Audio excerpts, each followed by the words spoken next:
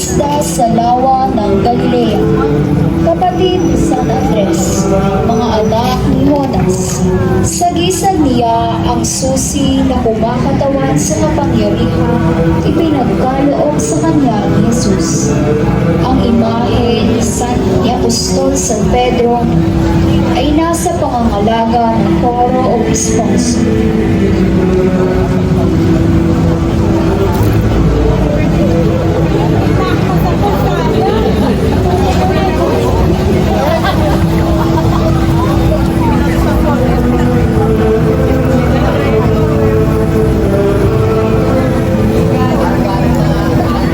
San Felipe Apostol. Gaya ng magkapatid na sina San Pedro at San Andres, tubong Betsaida sa lawa ng Genesaret din si San Felipe. Matagal bago niya napagtanto kung sino nga ba si Jesus. Kabilang siya sa mga nakasaksi ng ipahayag ni San Juan Bautista na si Jesus ang Kordero ng Diyos sa kanyang pagbibinyag sa ilog Jordan. Sagisag niya ang tinapay at ang mahabang tungkol na hugis krus. Ang imahe ni Apostol San Felipe ay nasa pangalaga ni Ginoong Neil Gonzalo.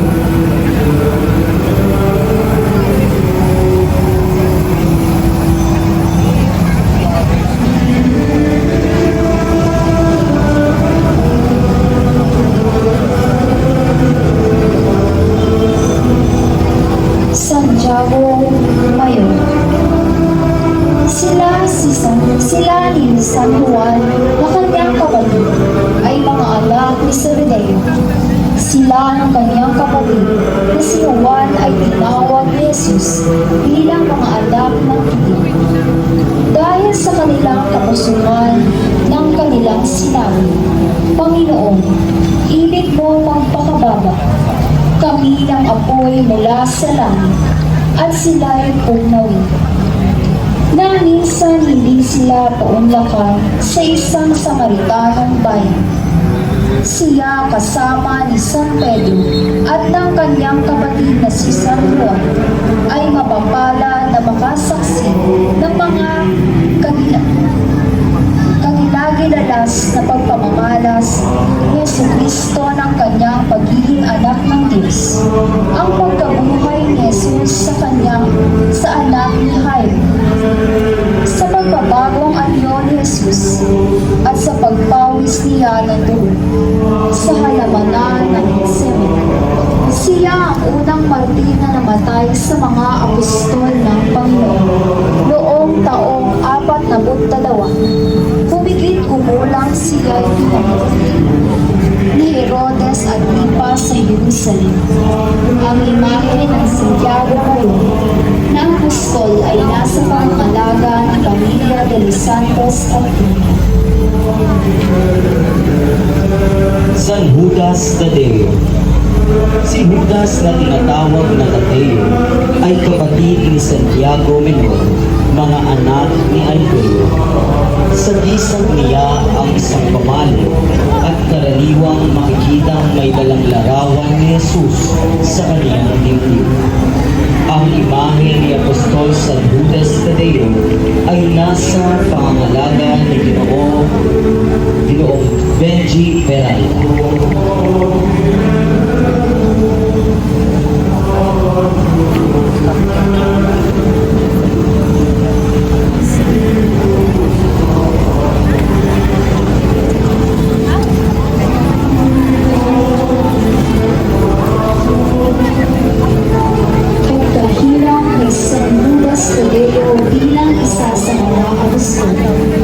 Bilang pinsan at kamag-anak ni Jesus, pinaniniwalaang palagi silang nakikipag-ugnayan kay Jesus mula sa pagkabata.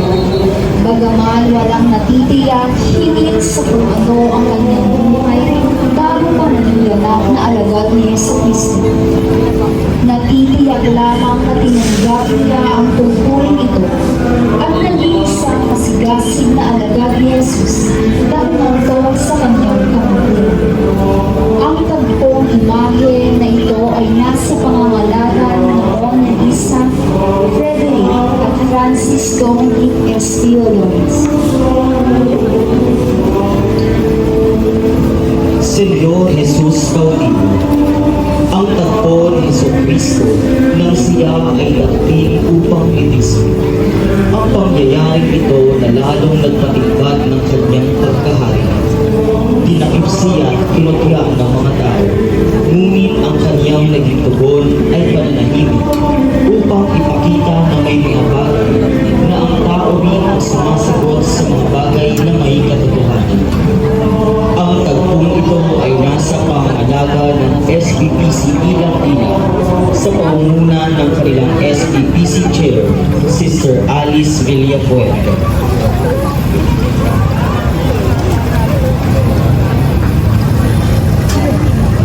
Ang pagbabasa ng krus ni Jesus.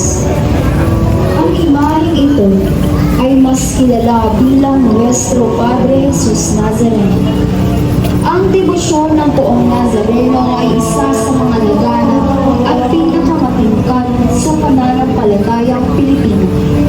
Inilalarawan sa imahe ni Jesus ang pagkarapa sa isang tukod. Ito ang ikatlong istasyon sa daan ng krus. Ang tagpong ito ay nasa pangangalaga ni Engineer Manny Jose at pamilya.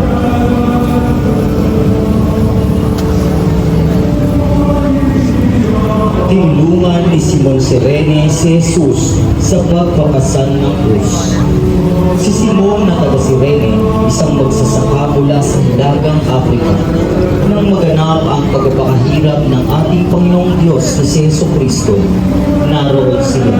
Kalaunan ay hinitang ni Simon ng mga sundalo at ipinabuhat sa kanya ang krus ni Jesus. Ang tagpong ito ay nagpapaalala sa atin na tayong mga tao ay binibigyan ng pagkakataon na umagapay o hilikay tumulong na kumasa ng krusting ng iba. Ang tagpong ito ay paalala na walang sino man ang nabubuhay para sa sarili lang. Ang tagpong ito ay nasa pangalaga ni Ginoong Luther Lacerda Antipani.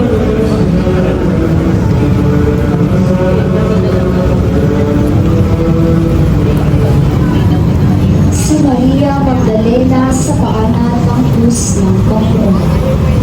Si Maria Magdalena ay kaibigan ni Jesus. Mula nang siya ay pigilan, pagalingin ito, at palayain mula sa kamay ng mga demonyo. Sinundan niya ito at pinaglingkuran. Noong panahon si Jesus ay nagpapakasakit upang tayo ay lubusin at iligtas sa kasalanan. Iniwan si Jesus sa kanyang mga alagad. Ngunit nanatili si Maria Magdalena sa paanan ng krus, kasama ni Juan at ng kanyang inang si Maria. Ang tagpong ito ay nasa pangangalaga ni Engineer Wilfredo D. Olores at pamilya. Santa Maria, ina ni Juan Marcos. Ayon sa tradisyon, sinabi sa Acta Sanctorum na sa tahanan ni Santa Maria, ina ni Juan Marcos itinaos ang huling hapunan at ang pagpanaog ng Espiritu Santo sa mahal na Birhen at sa mga alagad na nagbibigay kahulugan sa simbolong susi at kalis na tamang niyan. Ayon sa tradisyon, pinaniniwala ang isa siya sa mga babaeng tumatakis na mula sa Jerusalem na nakasalubong ni Jesus habang tangan ang krus patungong Kalbaryo. Ang imahe ni Santa Maria, ina ni Juan Marcos, ay nasa pangalaga ng SBPC Tuktukan at ng pamilya Estanes.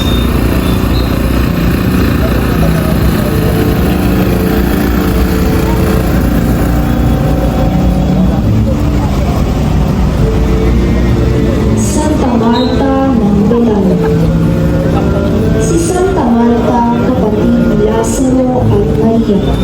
Malimit siya ay abala sa pagsisilbi kay Jesus pag siya ay dumadalaw sa bahay ng magkakapatid.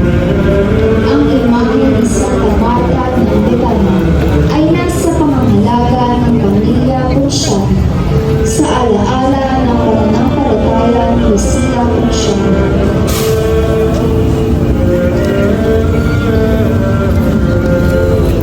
Santa Maria ng Betania, kapatid ni na San Lazaro at Santa Marta, mga tagasunod at matalik na kaibigan ni Jesus.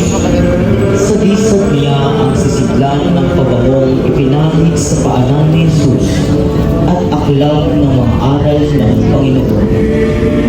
Ang imahe ni Santa Maria ng Betania ay nasa pangalaga ni Ginoong Noel at Ginang Zeng Z. Bernardo at pamilya.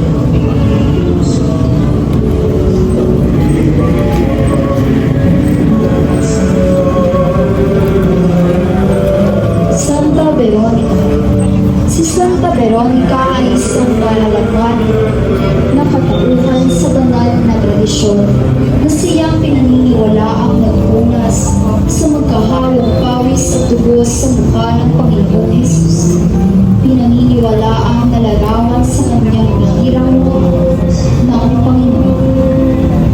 Ang imahe ni Santa Veronica ay nasa pangangalaga ng pamilya Pino.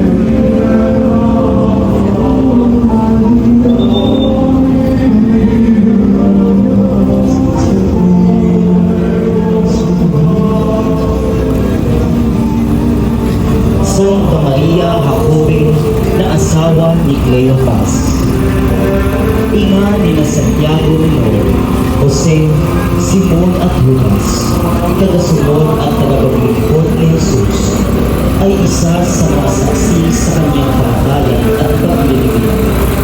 Sa disat niya ang buwis na dinamit upang ihanda ang pag-ibig ni Jesus matapos itong mamatay sa bundok ng Kalbaryo. Ang imahe sa Maria Jacobe ay nasa pangalaga ng Love and Mercy Choir sa alaala ni Ginoong Ronald Balagta.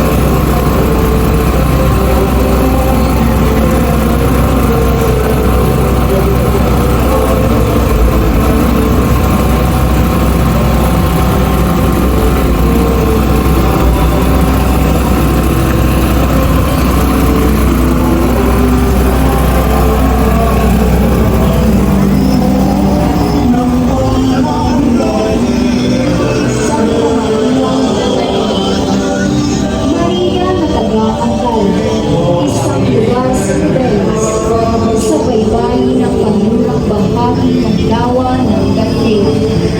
Tagasunod at tagapaglingkod ni Jesus, saksi sa kanyang kamatayan at muling pagkabuhay. Sa gisang niya ang sisimula ng pabango. Ang imahe ni Santa Maria Magdalena ay nasa pangangalaga ni Giniroli at Ginang Mahuan ang pamilya.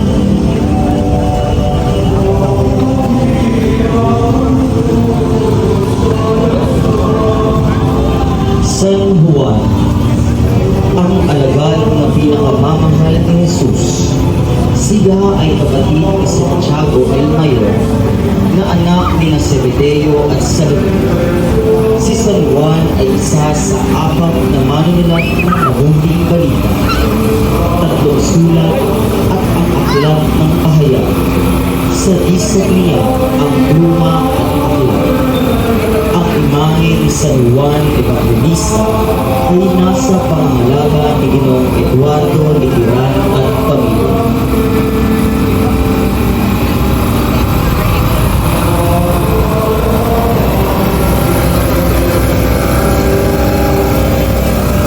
Mother Dolorosa, itinuturo sa atin ang taguling ito ng mahal na Birhen na damhin natin mataimtim ang pagkawala ni Jesus at pamisan ng mga kasalanan ng isang sinuno.